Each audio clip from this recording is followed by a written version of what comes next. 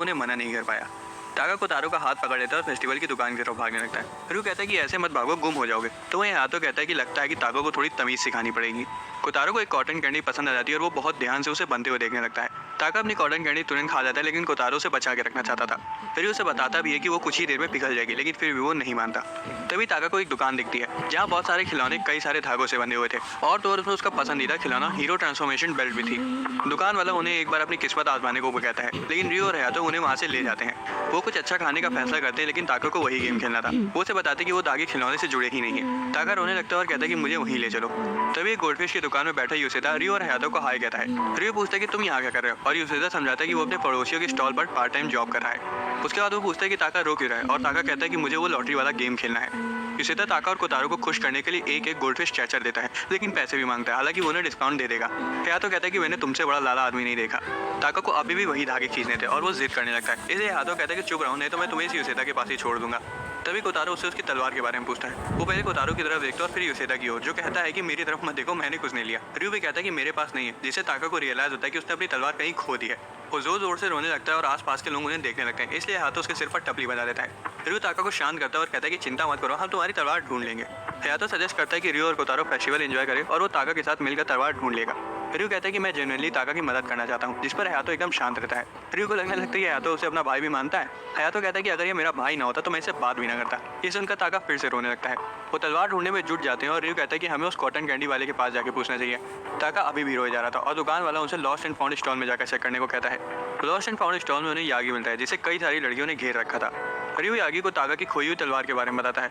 Yagi ताका को रोते हुए देखता है, जिससे उसकी नाक से खून आने लगता है। रियो को उसकी चिंता होने लगती है, लेकिन यागी का दोस्त नेजू कहता है कि चिंता करने की कोई जरूरत नहीं, यागी के साथ ये हमेशा होता है। उन्हें तलवार के लिए बॉक्स को चेक करने को कहता है, हालांकि उसमें भी उन्हें उसकी तलवार नहीं मिलती। ताका बहुत दुखी हो जाता है कि उसकी तलवार खो गई। हयातो कहता है कि वो काफी देर से उसकी तलवार ढूंढ रहे हैं और अब उन्हें रुक जाना चाहिए। ताका हारी मानने से मना कर देता है, इसलिए हयातो कहता है कि जाओ जाके खुद ढूंढ लो। रियो दखल देते हुए कहता है कि तुम्हें अपने छोटे भाई के साथ इतनी सख्ती से पेश नहीं आना चाहिए, लेकिन हयातो कहता है कि तुम चुप रहो। वो ताका को दो चॉइसेस देता है, या तो वो खुद से तलवार ढूंढ ले या फिर उसके साथ लॉटरी वाला गेम खेले। हयातो से रियो को उसकी तलवार ढूंढने में मदद करने के लिए शुक्रिया कहने को भी याद दिलाता है। ताका आखिरी बार अपनी तलवार को अलविदा कहकर हारी मान लेता है। उसके बाद वो लॉटरी वाला गेम खेलने जाते हैं। ताका सोचता है कि उसे कौन सा धागा खींचना चाहिए, और हयातो कहता है कि जो भी धागा खींचते जल्दी खींचो। रियो कहता है कि जल्दीबाजी मत करो, उसको अपना समय लेने दो। अचानक से कोतारो एक धागा खींच लेता है और ताका की तलवार उससे निकल आती है। वो अपनी तलवार वापस पाकर फूला नहीं समा रहा था। हयातो दुकान वाले की गुद्दी पकड़ लेता है और दुकान वाला ताका की तलवार चुराने के लिए माफी मांगता है और अपॉलॉजी के लिए उन्हें एक गेम भी देता है, जिसे वो चेयर वुमेन को तोहफे के तौर पर दे देते हैं। और कोतारो अपनी पिचकी हुई कॉटन कैंडी को देखकर दुखी हो जाता है। अगले दिन वो सभी बीच पर जाते हैं। मिडोरी, ताका और ताकुमा तो पूरे मजे कर रहे थे, तो वहीं किरिन और काजुमा रो रहे थे और अभी तक सदमे में थे। रियो उनकी देखभाल कर रहा था। यूसेदा आता है और कहता है कि ये लो, इनके तो अभी से दो ग्रुप बन गए। रियो कहता है कि मुझे नहीं लग रहा था कि तुम्हारा समुद्र में तैरने का कोई इरादा होगा। यूसेदा कहता है कि तुम बिल्कुल सही हो, मैं यहाँ तैरने नहीं आया, मैं तो बस यहाँ अपनी आंखें सेकने आया हूँ। वो हाथों के बारे में पूछता है और रियो समुद्र की ओर इशारा करता है। तभी अचानक से किरिन की मॉम पीछे से आ जाती है और रियो चौंक जाता है। बाकी बच्चों की मम्मियाँ भी वहाँ आ जाती है और कहती है कि तुम जाके स्विमिंग एंजॉय करो, आज हम बच्चों की देखभाल कर लेंगी। शिजुका कहती है कि मैंने निर्माता को भी आने को कहा था, वो भी शायद आती ही होगी। तभी निर्माता वहाँ आ जाती है और देरी से आने के लिए माफी मांगती है। वो सभी उसे देखकर हैरान हो जाते हैं, क्योंकि उसने स्कूल का स्विम सूट पहन रखा था। यूसेदा कहता है कि ये नॉटी गर्ल स्कूल का स्विम सूट पहन कर आ गई, और शिजुका कहती है कि तुम अपने काम से मतलब रखो। युगारी उसे बताती है कि लड़कियों को हमेशा अच्छा दिखना चाहिए, और यह कहती है कि हाँ ये तो है। इसलिए शिजुका कहती है कि चलो तुम्हारे लिए एक स्विम सूट ले लिया जाए। युगारी कहती है कि ये हमारी तरफ से बच्चों के लिए खाना बनाने का एक तोहफा है। निर्माता मना करने की कोशिश करती है, लेकिन नहीं कर पाती। यूसेदा कमेंट करता है कि ऐसी सिचुएशन तुम मना कर भी नहीं सकती। बाद में जब बच्चे भुट्टा खा रहे होते तब यूसेदा रियो से कहता है कि तुम तैरने क्यों नहीं चले जाते। रियो कहता है कि कोतारो को शायद समुद्र से थोड़ा डर लगता है, इसलिए मैं फिलहाल उसी के साथ यहाँ रहूंगा। यूसेदा कहता है इसमें इतना डरने वाली क्या बात है। वो चेक करने के लिए काजुआ को पानी में रखता है और वो तुरंत रोने लगता है। रियो कोतारो को अपनी गोदी में लिए पानी में चला जाता है, ये सोचते कि शायद बच्चों को पानी में बह जाने का डर लगता है। वो कमर तक के पानी में जाता है ताकि कोतारो को कुछ न हो, और उसे दिखाने की कोशिश करता है कि समुद्र उतना डरावना नहीं है जितना वो सोच रहा है। सभी बच्चे उन्हें देखकर हैरान थे। अचानक से एक बड़ी सी लहर आती है और रियो पानी में डूबने लगता है। हालांकि वो कोतारो को पानी के ऊपर पकड़े हुआ था, इससे कोतारो और भी ज्यादा डर जाता है। बीच पर रियो खांसते खांसते कोतारो को समझा रहा था कि पानी से उसे कोई खतरा नहीं है। यूसेदा कहता है कि तुम जिस हालत में हो उसे देखकर बच्चे तुम्हारी बात बिल्कुल नहीं मानने वाले। बच्चे रियो को चिढ़ाने लगते कि वो खुद तो डूब गया और हमें बता रहा है कि समुद्र डरावना नहीं है। रियो सजेस्ट करता है कि अच्छा ठीक है, चलो हम रेत में खेलते हैं। जुड़वा भाई एक बड़ा सा रेत का किला बनाते हैं। ताका गड्ढा खोदने लगते हैं और यूसेदा कहता है कि आराम से खोदो, मेरे मुंह पर मिट्टी आ रही है। कोतारो भी रेत का किला बनाते हैं और रियो खुश था कि बच्चे मजे कर रहे हैं। हालांकि तभी एक बड़ी सी लहर आती है और सारी रेत बह जाती है, जिस वजह से ताका जोर जोर से रोने लगता है। मम्मियाँ बच्चों के लिए कुछ पीने को लाती हैं और ताकुमा और काजुमा उसे पाकर खुश हो जाते हैं। ताका भी रोना बंद कर देता है और कोतारो अपने ग्लास को देखते जा रहा था, तो वही ताका घटाघट सारा एक बार में पी जाता है। रियो भी एक गिलास ले लेता है और कोतारो से कहता है कि चलो साथ मिलकर पीते हैं। अचानक से हाटो वहाँ आ जाता है और डर के मारे कोतारो अपना गिलास धोखे से नीचे गिरा देता है। हायातो से माफी मांगने के लिए सीवीड देता है। शिजुका उसकी टपली बजाती है और पूछती है कि कोतारो उसका क्या करेगा। रियो अपनी ड्रिंक कोतारो को दे देता है। उसके बाद वो कहती है कि इनोवाता ने अपने कपड़े बदल लिए, क्या तुम लोग उसे देखने नहीं जाओगे। उसके आते ही वो सभी उसे घूरने लगते हैं। उसने एक प्यारी सी फ्लोरल प्रिंट की बिकनी पहनी हुई थी और तो और उसने साइड पोनी टेल भी बांध रखी थी जो उसकी क्यूटनेस में 4 चांद लगा रही थी। हायातो कहता है कि इसमें खास क्या है, उसने सिर्फ बिकनी ही तो पहन रखी है। रियो कहता है कि वो सच में क्यूट लग रही है और खासकर उस पर बने पैटर्न्स। उसको समझ नहीं आता कि वो कहना क्या चाहता है, इसलिए वो क्लैरिफाई करता है कि वो पैटर्न्स किरिन के फ्लोटिंग ट्यूब से मैच कर रहे हैं। शिजुका कहती है कि मुझे मेरे बेटे से कोई उम्मीद नहीं है। आयो कहती है कि इनोमाता किरिन से मैचिंग कपड़े पहनकर खुश लग रही है। तभी रियो कोतारो को बजरी में बैठे हुए देखता है और उसे बताता है कि वो कोई बैठने की जगह नहीं है। वो उसे वहाँ से ले जाता है और जैसे ही वो थोड़ा आगे पहुँचते हैं पानी रियो के पैरों तक पहुँच जाता है। कोतारो ना डरने की पूरी कोशिश कर रहा था। रियो ये देख लेता है और सोचता है कि कोतारो किसी चीज़ की कोशिश करते हुए ज़्यादा क्यूट लगता है।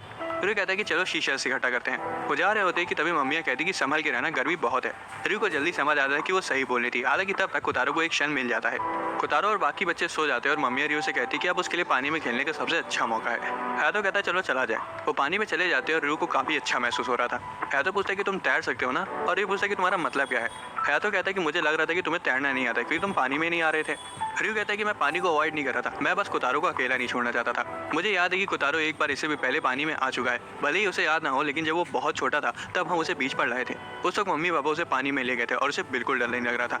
मुझे लग रहा है कि अब वो इसलिए डर रहा है क्योंकि मैं उसे रीअश्योर नहीं कर पा रहा हूँ। हायातो से मारता है और रियो पानी के नीचे चला जाता है। रियो ऊपर आता है और पूछता है कि क्या वो ताको को हमेशा इतनी तेजी से मारता है। जिस पर हायातो कहता है कि मैंने तो तुम्हें इसका आधा भी नहीं मारा है। वो आगे बताता है कि कोतारो उस वक्त इसलिए नहीं डरा था क्योंकि वो बच्चा था। वो रियो से कहता है कि बेवकूफ़ी भरी बातें मत करो। रियो कहता है कि हाँ, उस वक्त तो कोतारो खड़ा भी नहीं हो पाता था।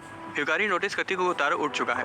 वो उठता है और रियो को ढूंढने लगता है। वो समुद्र की तरफ इशारा करती है और बताती है कि उसका भाई पानी में है। वो तुरंत समुद्र की ओर भागने लगता है। हालांकि वो पानी के डर से समुद्र में नहीं जाता और अपने भाई को देखने लगता है। जब वो रियो को पानी के अंदर जाते हुए देखता है तब वो सदमे में आ जाता है क्योंकि उसे वो वक्त याद आ जाता है जब रियो उसे पानी से बाहर पकड़े होता और खुद डूब रहा था। वो बिना कुछ सोचे समझे पानी में कूद जाता है लेकिन वो तैर नहीं पाता। युगारी तुरंत उसे बाहर निकाल लेती है। वो रोने लगता है और रियो के पास जाने को कहता है। रियो पानी से बाहर आता है और कहता है कि मैंने अभी कुछ सुना। हायातो कहता है कि बीच पर शायद कुछ हो रहा है। रियो उस तरफ देखता है और पाता है कि कोतारो उसके लिए रो रहा है। रियो तुरंत बीच पर वापस तर जाता है। वो कोतारो को गोद में ले लेता है और पूछता है कि क्या हुआ, मुझे माफ कर दो, जब तुम सो रहे थे तब मैं तुम्हें अकेला छोड़ गया। युगारी कहती है कि शायद तुम्हें पानी के नीचे जाते देख वो डर गया था। कोतारो उस पानी में चला गया जिससे उसे डर लग रहा था और वो भी सिर्फ तुम्हारे लिए। कोतारो अभी भी अपने भाई को कस के पकड़े हुआ था। युगारी कहती है कि ये बहुत अच्छी बात है कि तुम दोनों एक दूसरे के इतना नजदीक हो। रियो कहता है कि मुझे माफ करना, मैंने आपको फर्जी ही परेशान कर दिया। और ये क्या कर वो कोतारो को एक शल पकड़ाता है। उसे वो समय याद आता है जब उसके पापा ने बताया था कि तुम इससे समुद्र की आवाज़ को सुन सकते हो। उसे लगता है कि कोतारो को ये याद नहीं होगा, लेकिन हैरानी से कोतारो समुद्र की आवाज़ सुनने के लिए उस शल को अपने कान में लगा लेता है।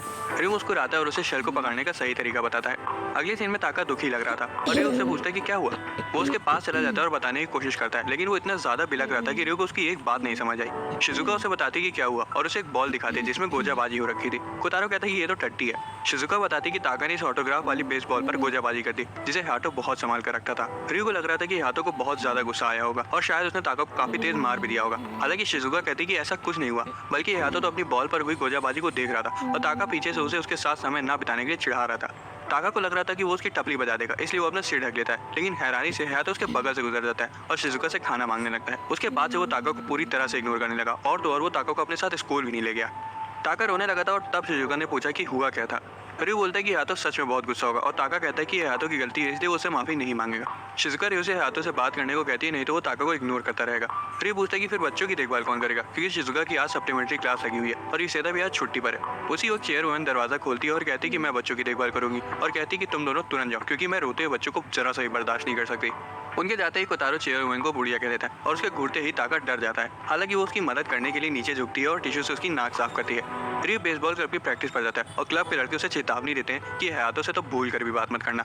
वो देखते हैं कि हाथों बहुत ज्यादा गुस्से में और तेजी से बैट स्विंग की प्रैक्टिस कर रहा है। रियो से बात करने का फैसला करता है, उसके पास आता है। वो यादव को बुलाता है और पूछता है कि क्या वो बात कर सकते हैं। रियो बताता है कि अगर वो ताका को माफ नहीं करेगा तो वो दिन भर भी लगता रहेगा। उसके बाद वो आगे बताता है कि कोतारो ने भी मेरा कई सारा सामान बर्बाद किया है, मैं समझ सकता हूँ तुम्हें उसे बात करने का जरा सा भी मन नहीं कर रहा होगा। उसे वो वक्त याद आता है जब कोतारो ने उसके पूरे होमवर्क पर गोजाबाजी कर दी थी। दूसरी बात, उसे उसके तीलियों के किले को तोड़ डाला था जिसको उसे फिर से बनाने में 2 हफ्ते लग गए थे। उसने तो उस फोन को भी टॉयलेट में गिरा दिया था जिसमें उसके मम्मी पापा के आखिरी ईमेल्स थे। हाथों से सहलाता है और रियो अपने आंसू पोंछता है। वो कहता है कि अगर ये एक एक्सीडेंट होता तो मुझे कुछ फर्क न पड़ता, लेकिन ताका के साथ की सिचुएशन बिल्कुल अलग है।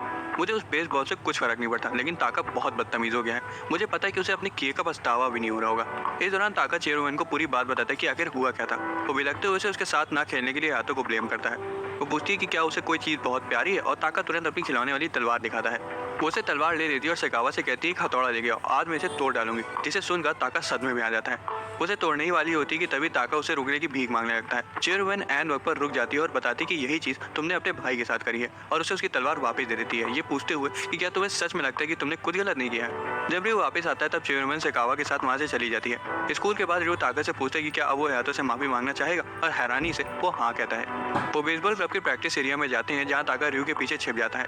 हयातो से घूरते और मुड़ के वहां से जाने लगता है। ताका उसे रोकने के लिए उसके पीछे भागता है, लेकिन फिसल कर गिर जाता है। हयातो से बेवकूफ बुलाता है और कहता है कि अगर तुमने जल्दी नहीं करी तो मैं तुम्हें छोड़ के चला जाऊंगा। वो तुरंत अपने भाई के पास चला जाता है और जोर जोर से रोते हुए उसे सॉरी बोलता है। हयातो उसके सिर पर टबली बजा देता है और फिर उसे सहलाने लगता है। वो उसके साथ समय ना बिताने के लिए उससे माफी भी मांगता है। रियो दोनों भाई के बीच हुई लड़ाई को खत्म होते हुए देखकर खुश हो जाता है, और कोतारो भी उसकी उंगली कस कर पकड़े हुए सब देख रहा था। आज स्कूल में कल्चरल फेस्टिवल होने वाला है। डे केयर रूम ने भी रिफ्रेशमेंट का स्टॉल लगाने का सोचा है, जिसमें बच्चे भी शामिल होंगे। रियो ने अपने फ्लायर में पहले ही वार्निंग दे रखी है कि बच्चे जूस गिरा देते हैं, इसलिए संभल कर हैं। इशिता कहता है कि इसे देखकर तो हमारे स्टोर पर कस्टमर ही नहीं आएंगे। कोतारो जूस ले जाने की प्रैक्टिस करता है, लेकिन जमीन पर पहले जूस से फिसल कर गिर जाता है और बॉल की तरह उछलने लगता है। ताका काजुमा से टकरा जाता है और वो जाके ताकुमा से टकरा जाता है, और सभी बच्चे जमीन पर गिर जाते हैं। उनकी सारी क्यूट कॉस्ट्यूम यूसेदा ने बनाई थी। उसे रियो के लिए भी एक बड़ा सा भुट्टे का कॉस्ट्यूम बनाया था। जैसे रियो कॉस्ट्यूम पहन लेता है तभी यूसेदा बताता है कि आज बच्चों के पापा भी आ रहे हैं। किरिन कहती है कि आज मेरे पापा भी आ रहे हैं। तभी अचानक से किरिन की मम्मी रियो के पीछे आ जाती है और रियो डर के हमारे जमीन पर गिर जाता है और कहता है कि मैं हिल नहीं पा रहा हूँ। ताका कहता है कि मैं तुम्हें उठाता हूँ, लेकिन वो उसे उठाने की जगह लुढ़का देता है। कोतारो भी लेट जाता है और रियो के साथ लुढ़कने लगता है, और इशिता उनकी फोटो ले लेता है। हयातो आता है और पूछता है कि ये बड़ा सा भुट्टा दरवाजे पर क्या कर रहा है। उसे पता चलता है कि वो रियो है। बाद में किरिन की मम्मी बताती है कि वो डे केयर प्रोग्राम में किसी जरूरी काम की वजह से नहीं आ पाएंगी। किरिन की आंखों में आंसू आ जाते हैं, हालांकि आयोई बताती है कि चिंता मत करो, तुम्हारे पापा यहाँ रहेंगे। उसके बाद आयोई रियो और हयातो से अपने हस्बैंड के सिलसिले में एक फेवर मांगती है। इस दौरान एक आदमी, जो कि हो सकता है आयोई का पति हो, दो लड़कियों को फूल देता है और डे केयर तक जाने के रास्ते के बारे में पूछता है। इनुई दुखी था क्योंकि मिडोरी की मम्मी वहाँ नहीं थी, लेकिन तभी एक दाढ़ी वाला आदमी उसके पास आकर उससे उसको डे केयर तक ले जाने को कहता है। जुड़वा भाइयों के पापा अपनी फैन गर्ल से बचने के लिए झाड़ियों में छिपे हुए थे। किरिन के पापा दरवाजा खोलते हैं और अपनी बेटी को आवाज लगाते हैं। वो तुरंत किरिन की फोटो खींचना शुरू कर देते हैं और कहते हैं कि तुम इस कॉस्ट्यूम में बहुत क्यूट लग रही हो। आयोई अपने हस्बैंड से पूछती है कि आप इतनी जल्दी आ गए। वो कहता है कि मैं फंक्शन के लिए बहुत एक्साइटेड था। वो उसे बुके देता है और बच्चों के सामने किस करने वाला होता है, लेकिन वो उसे रोक देती है। उसके बाद उसकी नज़र बेबी सिटर्स पर जाती है। असल में किरिन की मम्मी ने उनसे एक अजीब सा फेवर मांगा था। वो चाहती थी कि सभी लड़के लड़की होने का दिखावा करें, क्योंकि उसका हस्बैंड थोड़ा सनकी सा है और सोचता है कि हर लड़का उनकी बेटी से शादी करना चाहता है। इशिता की आवाज़ एकदम मर्दों वाली थी, हालांकि फिर भी वो नहीं समझ पाता, लेकिन जब वो उसे हाथ मिलाने का अपना हाथ आगे बढ़ाता है तब उसे तुरंत समझ आ जाता है। वो गुस्सा आता है और पूछता है कि यहाँ लड़के बेबी सिटिंग क्यों कर रहे हैं, लेकिन तब तक आयोई जा चुकी थी। उसे पता चलता है कि बाकी बच्चे भी लड़के हैं और वो और ज्यादा गुस्सा आ जाता है। मिडोरी उसका पाँव काट लेती है और किरिन बताती कि मिडोरी लड़का नहीं है। वो मिडोरी को गोद में उठाता है और माफी मांगता है। वो उसकी बड़ी गोल आंखों की तारीफ करता है और कहता है कि अगर मैं 30 साल छोटा होता तो मैं शादी के लिए तुम्हारा हाथ मांगता। रियो, हयातो और यूसेदा उस राजस्थानी को अजीब तरह से देखने लगते हैं। वो लड़कों की तरफ मुड़ते हैं और पूछता है कि किरिन के साथ रहने का तुम लोगों का इंटेंशन क्या है। वो सभी बोलते हैं कि वो किरिन को पसंद करते हैं और किरिन कहती है कि मैं भी इन्हें बहुत पसंद करती हूँ, लेकिन ताका कहता है किरिन मैं तुम्हें पसंद नहीं करता, और किरिन कहती है कि रुको अभी बताती हूँ तुम्हें। उसके पापा गुस्से में पूछते कि किस बेवकूफ को मेरी बेटी पसंद नहीं आएगी। उसके बाद वो कहता है कि वो अपनी बेटी को उस रूम में नहीं छोड़ेगा जहाँ सिर्फ आवारा मर्द रहते हो। फिर उसे रोकने की कोशिश करता है, उसे समझाता है। अब वो वेग में इतना ज्यादा क्यूट लग रहा था, इसलिए आवे का आदमी मुड़ता है और कहता है कि अगर मैं 15 साल बाद पैदा हुआ होता तो शादी के लिए तुम्हारा हाथ मांग लेता। फिर अपनी असलियत बताने ही वाला था, उससे पहले ही मिडोरी उसका वेग खींच लेती है। वो मुड़ जाता है और वहाँ से जाने लगता है, ये कहते हुए कि मैं तुम लड़कों को अब और बर्दाश्त नहीं कर सकता। फिर हयातो से कहता है कि वो उसे रोक ले। वो किरिन के पापा को घूरता है और कहता है कि अगर तुम जाना चाहते हो तो अकेले ही जाओ। किरिन के पापा अपना ध्यान हयातो पर लगाते हैं और उस पर लाइन मारने लगते हैं, लेकिन उन्हें पता चलता है कि हयातो भी एक लड़का है। किरिन आंसू भरी आंखों से अपने पापा से कहती कि वो रुके और देखे कैसे वो सक्सेसफुली जूस को कैरी कर सकती है, और वो अपनी प्यारी बेटी को मना नहीं कर पाते। तभी मिडोरी के पापा आते हैं और अपनी बेटी को किरिन के पापा से ले लेते हैं और दोनों अपना अपना इंट्रोडक्शन देते हैं। इनुई रियो से कहता है कि तो मैंने यूकारी को इस इंसानी भालू के हाथों खो दिया। जब वो नहीं देख रहा होता तब यूसेदा चुपके से रियो का वेग लगा देता है, इसलिए वो गलती से सोचता है कि वो एक लड़की से बात कर रहा था। पेरेंट्स डे केयर सेंटर में पहुंच जाते हैं। यूकारी इनुई से पूछती कि क्या वो भी बच्चों का रिफ्रेशमेंट स्टैंड देखने आया है, लेकिन वो क्लैरिफाई करता है कि वो सिर्फ उसके पति को रास्ता दिखाने आया था और फिर वहाँ से भाग जाता है। लेकिन बाहर जाके वो उस लड़की के बारे में सोच रहा था जिसने उसे धोखे से बात कर ली थी, और कहता है कि वो क्यूट तो थी। किरिन आखिरकार अपने जूस को सक्सेसफुली प्रेजेंट कर पाती है बिना उसे गिराए, और उसके पापा सोचते हैं कि उसकी बेटी कितनी जल्दी बड़ी हो रही है। वो इमोशनल हो जाते हैं और उसकी शादी के बारे में सोचते हुए परेशान होने लगते हैं कि किसी दिन उसकी बेटी को कोई छपरी ले जाएगा, जिससे उसकी आंखों में आंसू आ जाता है। दूसरे डैड्स भी रोने लगते हैं। रियो कमेंट करता है कि अभी शादी के बारे में सोचने में बहुत जल्दी है। तभी किरिन कहती है अब कोतारो की बारी है। उसके पापा गुस्से में पूछते कि कोतारो कौन है। कोतारो जूस लेकर रियो के पास आता है और रियो सोचता है कि कोतारो भी कितनी जल्दी बड़ा हो रहा है। वो थोड़ा जूस गिरा देता है, लेकिन फिर भी आखिर में वो जूस डिलीवर कर देता है। सेगावा अचानक से आता है और रयू को डरा कर कोतारो की तारीफ करता है और बताता है कि चेयरमैन नहीं आ सकती क्योंकि उनसे कोई मिलने आया है। ये सुनकर कोतारो थोड़ा निराश हो जाता है। सेगावा कहता है कि मैंने देखा था कि चेयरमैन को भी यहाँ ना आने का पछतावा हो रहा था। किरिन के पापा सजेस्ट करते कि आज का दिन याद रखने के लिए चलो तस्वीरें ली जाए, और किरिन कमेंट करती कि मेरे पापा बहुत अच्छी पिक्चर्स लेते हैं। मॉम अपने बच्चों के साथ खेल रही थी, इसलिए किरिन के डैड कहते हैं सब यहाँ देखो, मैं फोटो ले रहा हूँ। ताका जो कोतारो के साथ था कहता है कि मैं उस तरफ नहीं देखने वाला। दोनों ट्यून्स कहते हैं कि हम तो उस तरफ देखेंगे। मिडोरी जोर से रो रही थी और किरिन एक क्यूट सी स्माइल देती है। किरिन के डैड कहते हैं चीज और फिर एक फोटो ले लेते हैं। अगले दिन रयू ताका को शांत कराने की कोशिश कर रहा था, जो हयातो से मार खाने के बाद रोए जा रहा था। बच्चे डर के मारे कांपने लगते जब हयातो धमकी देता है कि जो उसकी बात नहीं मानेगा उसे टाका की तरह ही मार पड़ेगी। तभी अचानक से शिजुका वहां आ जाती है और बच्चों को धमकाने के लिए उसे डांटने लगती है। फिर वो योशिदा को जॉब पर सोने के लिए मारती है। हयातो उनसे पूछता है कि आप यहाँ क्या कर रही हैं, और वो कहती है कि मैं यहाँ बच्चों को साइंस लैब में अंडे से चूजे निकलने का प्रोसेस दिखाने के लिए बुलाने आई हूँ। योशिदा को याद आता है कि वो तो एक साइंस टीचर है। जब शिजुका अंडों के बारे में बताती है तब बच्चों की आंखें चमक उठती हैं और वो तुरंत चीजों को देखने के लिए दरवाजे की ओर दौड़ने लगते हैं। शिजुका कहती है कि मुझे बात तो पूरी करने दो, वो कल निकलेंगे। बच्चे ही नहीं, रयू भी एक्साइटेड था। रयू चाहता था कि चूजे उसके पीछे पीछे चले। हयातो पूछते हैं कि ऐसा क्यों, बच्चे तो पहले ही उसे फॉलो करते हैं। रयू एग्री करता है और बच्चे एक्साइटेड होकर अंडे देखने की रिक्वेस्ट करते हैं। सब साइंस लैब में जाते हैं। बच्चे बहुत क्यूरियोसिटी से अंडे देखते हैं। फिर वो रयू की तरफ मुड़ते हैं और उसे झूठा बुलाने लगते हैं, क्योंकि किरिन सोचती है कि ये तो खाली एक फ्रिज है जिसमें अंडे रखे हैं। रयू समझाने की कोशिश करता है कि एक इनक्यूबेटर है, लेकिन बच्चे सुनना ही नहीं चाहते थे। रयू शिजुका से मदद मांगता है, लेकिन वो क्लास के लिए चली जाती है। बच्चों को समझाने के लिए यादव अपना मुक्का दिखाता है और उनसे रयू की बात सुनने का ऑर्डर देता है। सब डर जाते हैं और रयू के पास चले जाते हैं। वो समझाता है कि इनक्यूबेटर अंडों को गर्म रखता है और अगर वो इंतजार करे तो कल तक चूजे देख पाएंगे। योशिदा कमेंट करता है कि अंडों को घूरना बोरिंग हो सकता है, हालांकि कोतारो तो ये पूरा दिन कर सकता था। फिर देखते हैं कि कोतारो का छोटा सा माथा इनक्यूबेटर के ग्लास के तले दबा हुआ है। वो कोतारो को उठाता है और कहता है कि चलो कल वापस आते हैं। दूसरी तरफ योशिदा देखता है कि बच्चे एक बॉडी मॉडल का पोस्टमार्टम कर रहे हैं। अगले दिन सुबह जल्दी कोतारो रयू को साइंस लैब की तरफ खींच रहा होता है। वो साइंस रूम की तरफ इशारा करता है और चूजे देखने की मांग करता है। शिजुका कहती है कि स्टूडेंट जिन्हें चीजें सीखने में दिलचस्पी होती है उनका सीखने के लिए हमेशा स्वागत है। वो टाइम पे पहुंच जाते हैं क्योंकि चूजे निकलने ही वाले थे। रयू और कोतारो बहुत ध्यान से चूजे निकलते हुए देखते हैं। शिजुका उन्हें देखकर मुस्कुराती है क्योंकि रयू भी चूजे देखकर एक्साइटेड हो जाता है। वो कहती है कि ये दोनों बहुत क्यूट है, मेरे अपने बेटों जैसे नहीं जो इस वक्त भी सो रहे हैं। 1 घंटे बाद तक शिजुका सो जाती है और रयू भी झपकियां ले रहा होता है, लेकिन कोतारो इनक्यूबेटर से सट कर चूजों को देख रहा होता है। वो देखता है कि एक चूजे ने अपना पंख बाहर निकाल लिया है। रयू उठ जाता है और देखता है कि कोतारो उसे इतना ध्यान से देख रहा है जिससे उसके माथे से धुआं आ रहा है। रयू अपनी हंसी रोकता है जब वो कोतारो को चूजे के साथ स्ट्रगल करते हुए देखता है। चूजा आखिरकार अपने शेल से निकल आता है और कोतारो इसके बारे में अपने भाई को बताता है, लेकिन जैसे वो चूजे की तरफ देखता है वो गिर जाता है। शिजुका समझाती है कि शेल से निकलने की मेहनत के बाद वो आराम कर रहा है। कोतारो अपने भाई को गले लगा लेता है। रयू को भी वो वक्त याद आ जाता है जब उसका छोटा भाई पैदा हुआ था। वो कोतारो को उठा लेता है और कहता है कि चलो सबको बताते हैं। बाद में चूजों ने कोतारो को अपनी माँ समझ लेता है और वो उसके पीछे पीछे चल रहे होते हैं। बच्चे देखकर हैरान हो जाते हैं कि चूजे उसके पीछे चल रहे हैं। तागा जलने लगता है और कहता है कि ये तो नाइंसाफी है कि कोतारो को सब मिल गया। वो एक चूजे को पकड़ने की कोशिश करता है और चूजे इधर उधर भाग जाते हैं। बच्चे उन्हें पकड़ने के लिए दौड़ पड़ते हैं। रयू योशिदा से कहते हैं कि वो चूजे को पकड़ने में उसकी मदद करे। तभी एक चूजा विंडो की तरफ भाग जाता है जहाँ एक बिल्ली छिपी होती है। बिल्ली चूजे पर टारगेट करती है और सबकी सांसें अटक जाती है। बिल्ली छलांग लगाती है, लेकिन हैरानी से कोतारो चूजे को ढक लेता है। शुक्र है कि हयातो बिल्ली को चूजे तक पहुंचने से पहले ही पकड़ लेता है और सबको याद दिलाता है कि जब चूजे को खुला छोड़ो तो विंडो बंद रखो। रयू कोतारो के सिर पर हाथ फेरता है और कहता है गुड बॉय, तुमने चूजे को बचाने की कोशिश करी। कोतारो मुस्कुराता है और चूजे को उठा लेता है। आखिर में रयू के पीछे कोतारो और उसके पीछे चूजे चलने लगते हैं। आज इसे तो बीमार है और घर पर है। जब वो रयू को कॉल करते हैं तो काफी बीमार लग रहा था। टाका लगातार उछलता है और कहता है कि मुझे उनसे बात करने दो, जबकि कोतारो चुपचाप सुनता रहता है। योशिदा रयू को बताता है कि वो डे केयर नहीं आ सकता और उसे सेकावा को उसकी जगह काम करने के लिए कह दिया है। सेकावा अचानक से आता है और रयू को डरा देता है। वो कहता है कि मैं बच्चों को संभालने में अपनी पूरी कोशिश करूंगा, तो अपनी क्लास में जा सकते हो। मिडोरी का ध्यान रखने के लिए सेकावा एक किताब लाता है जिसका नाम होता है now that you are a mommy. Kotaro उसकी पैंट पकड़ता है और इशारा करता है कि मैं तुम्हारे साथ हूँ। सेकावा इससे काफी खुश होता है। शिजुका ताका से कहती है कि वो सेकावा के साथ अच्छे से बिहेव करे और रयू कोतारो से कहता है कि वो उसके साथ एक गुड बॉय बनकर रहे। दूसरे बच्चे आते हैं और एक्साइटेडली कहते हैं ये तो बटलर अंकल है ना। रयू मिडोरी को सेकावा पर स्ट्रैप कर देता है। बच्चे उसकी तरफ दौड़ते हैं और वो उन्हें ग्रीट करता है। रयू कहता है कि वो आज यहाँ योशिदा के बीमार होने की वजह से है। किरिन उसके साथ वक्त बिताने के लिए काफी एक्साइटेड थी। ट्विन सेकावा के साथ खेलना चाहते थे। ताका कहता है कि उस बेवकूफ योशिदा को किसकी जरूरत है, और दूसरी तरफ योशिदा को छींकें आने लगती हैं। रयू कहता है कि अब मुझे अपनी क्लास में जाना है, हेल्प के लिए थैंक्स, और सभी को बाय कहकर वहाँ से चला जाता है। अब बच्चे बहुत दूर खड़े होते हैं और सेकावा सोचते हैं कि कैसे उनके लिए एक सेफ और वेलकमिंग एटमॉस्फेयर बनाया जाए। कोतारो सपोर्ट दिखाने के लिए अपना हाथ उस पर रखता है। सेकावा डिसाइड करता है कि सबसे अच्छा तरीका यही है कि वो झुककर अच्छे से अपने इंट्रोडक्शन दे और सबका सपोर्ट मांगे। हालांकि ये करने से बच्चों को लगने लगता है कि जैसे अब वो इंचार्ज हैं। वो उसे खींचते हैं और कहते हैं कि वो उसे अलग अलग गेम सिखाएंगे। इस दौरान योशिदा अपने बेड पर लेटे हुए सोचते हैं कि क्या बच्चे उसे ज्यादा मिस तो नहीं कर रहे होंगे। हालांकि वो इमेजिन करते हैं कि वो सभी उसके बिना रो रहे होंगे और कोतारो भी एक किताब सैड पांडा पकड़े रो रहा होगा। योशिदा को ज्यादा आराम मिल पाता उससे पहले ही सेकावा का कॉल आ जाता है। कनेक्शन खराब था, लेकिन वो मिडोरी से रिलेटेड इमरजेंसी के बारे में कुछ सुन लेता है। फिर लाइन कट जाती है। जब वो दोबारा कॉल करते हैं तो फोन आउट ऑफ सर्विस आता है, जिससे उसे चिंता होने लगती है। एक फ्लैशबैक में 10 मिनट पहले मिदोरी रो रही होती है क्योंकि उसका डायपर लीक हो गया था और शिकावा के बैग पर लग गया था। वो कहता है कि हमें उसका डायपर बदलना चाहिए, तो किरण डायपर लाने के लिए दौड़ती है और ताका वाइप्स लाने के लिए। शिकावा उनका शुक्रिया अदा करता है लेकिन उन्हें दौड़ने से रोकता है। किरण ताका से टकरा जाती है और दोनों गिर जाते हैं और डायपर्स भी पानी में गिरकर भीग जाते हैं। वो दोनों रोना शुरू कर देते हैं लेकिन शिकावा उनसे कहता है कि इसमें घबराने वाली कोई बात नहीं है और वो स्पेयर डायपर्स के लिए योसेदा को कॉल करता है, लेकिन बीच में ही मिदोरी उसका फोन पर मार देती है और वो पानी में गिर जाता है। किरण रोना शुरू कर देती है और कहती है कि ये सब ताका की गलती है।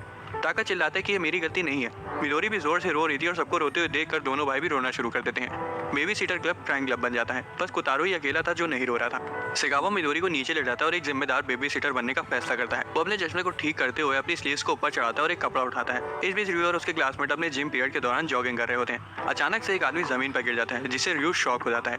वो देखता है कि ये तो योसेदा है जो कि बीमार होने के बावजूद मिदोरी की इमरजेंसी के बारे में जानने के लिए बेचैन था। रियो और आयतो उसकी मदद करते हुए उसे डे केयर रूम में ले जाते हैं। हालांकि मिदोरी बिल्कुल ठीक थी क्योंकि शिकावा ने उसके लिए कपड़े से ही डायपर बना दिया था और उसके गंदे कपड़ों को भी धो दिया था। योसेदा को ये सब जानकर राहत महसूस होती है।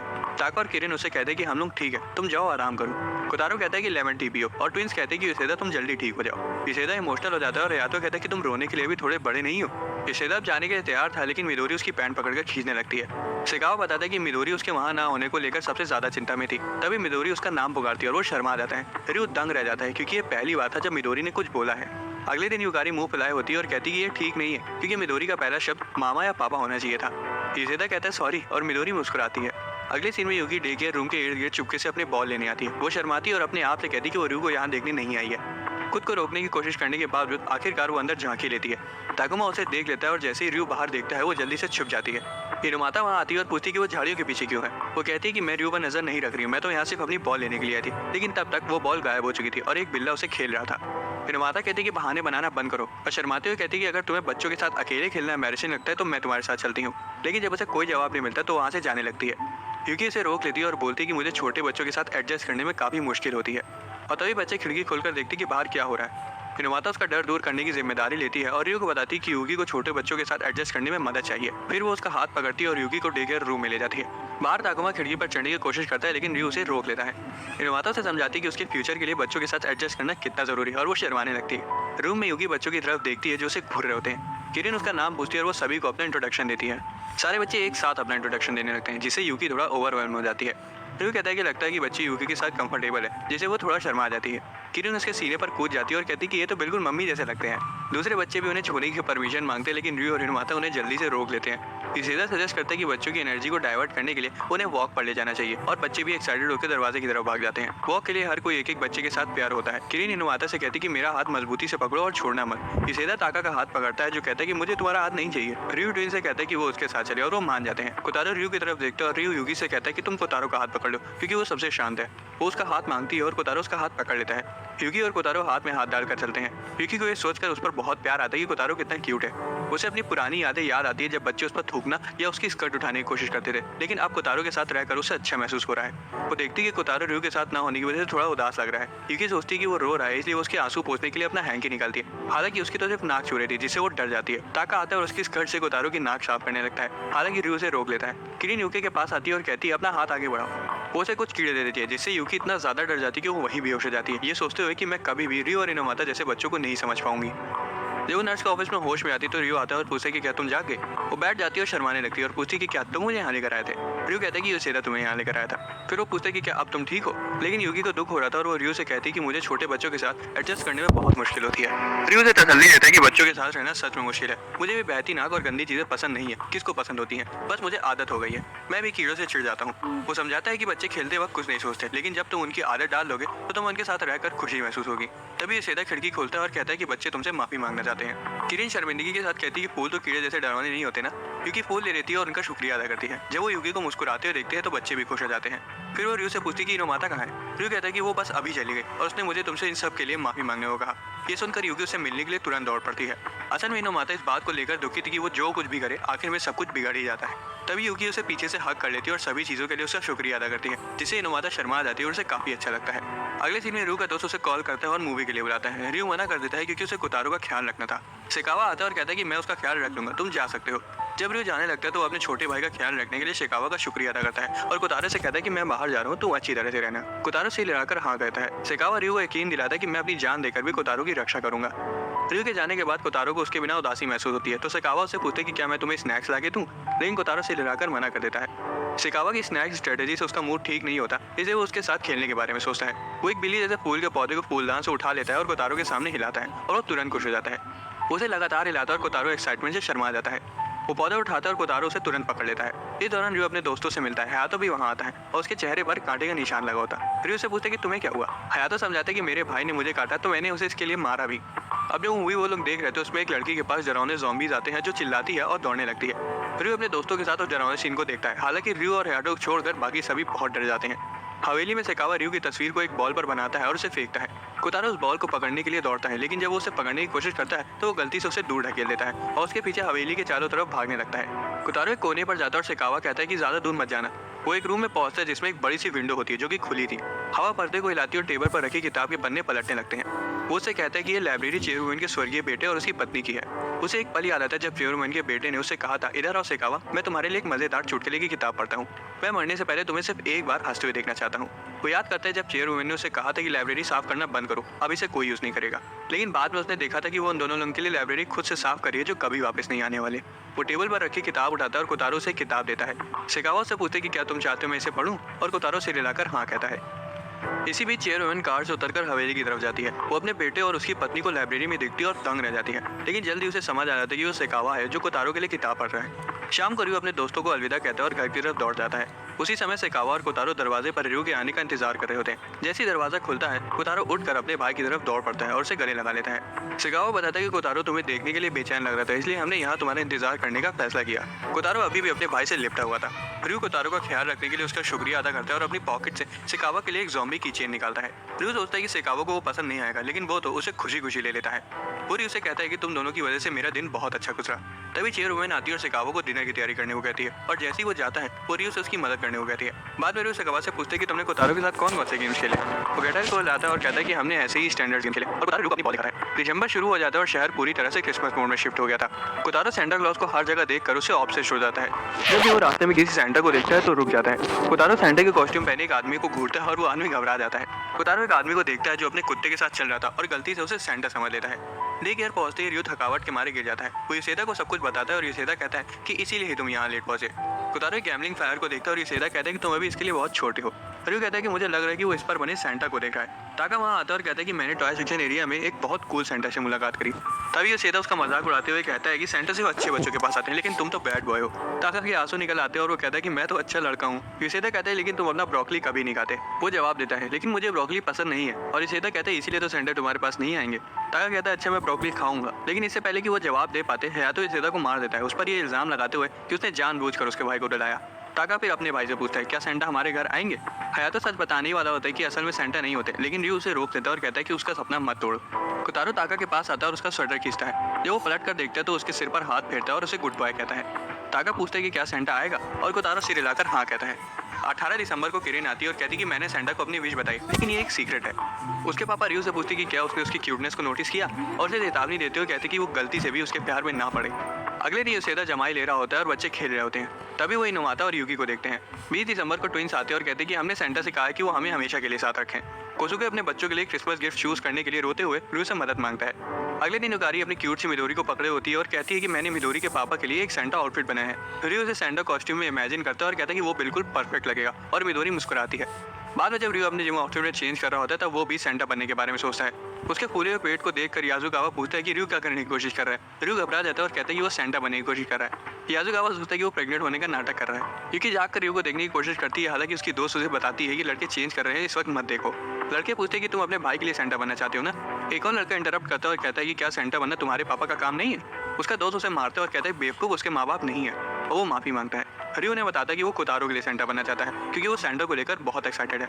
एक लड़का चीख कर कहता है कि तुम कितने अच्छे बड़े भाई हो। एक और लड़का इमोशनल हो जाता है और वो रियो को सजेस्ट करता है कि वो ऑनलाइन सूट खरीदे, लेकिन उसका स्मार्टफोन काम नहीं कर रहा था।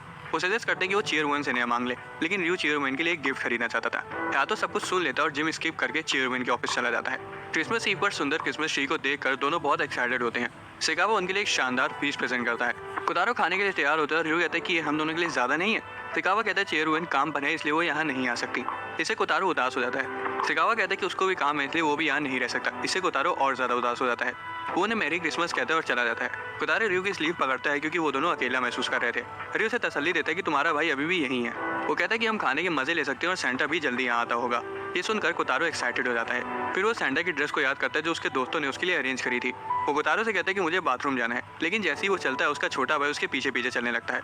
वो पलट कर देखता है और कोतारो को अपने पीछे देखकर हैरान हो जाता है। वो सेंटा कॉस्ट्यूम पहनने के लिए बाथरूम के अंदर जाता है, लेकिन जैसे ही वो अंदर बैठता है वो देखता है कि कोतारो पहले से उसके साथ अंदर आ चुका है और रयू के लिए सेंटा कॉस्ट्यूम में बदलना मुश्किल हो जाता है। तभी डोरबेल बजती है और कोतारो की आंखों में चमक आ जाती है और वो कहता है कि सेंटा आ गया। जैसे ही दरवाजा खुलता है वो सभी को देखता है जो उन्हें मैरी क्रिसमस विश करते हैं। रयू शर्मा जाता है और कोतारो की आंखें चमक उठती हैं। चेयरमैन रयू के पास आती है और उसके सिर पर गिफ्ट थपथपाती है और कहती है कि मुझे ऐसे बच्चे पसंद है जो मैच्योर होने में फेल हो जाते हैं। वो उसे गिफ्ट देती है और वो उसे ले लेता है। सभी लोग खुश होते हैं, बच्चे, माँ बाप और रयू के दोस्त, लेकिन सबसे ज्यादा खुश कोतारो होता है। पता चलता है कि हयातो ने चेयरमैन को रयू के टूटे हुए फोन के बारे में बता दिया था, इसीलिए उसे चेयरमैन से नया फोन गिफ्ट में मिला है। सभी 5 से गिनती शुरू करते हैं और वो एक यादगार तस्वीर लेने के लिए रेडी हो जाते हैं। सभी लोग मैरी क्रिसमस विश करते हैं और तस्वीर ले ली जाती है। इसी के साथ हमारा प्यारा सहनी में यहाँ खत्म हो जाता है।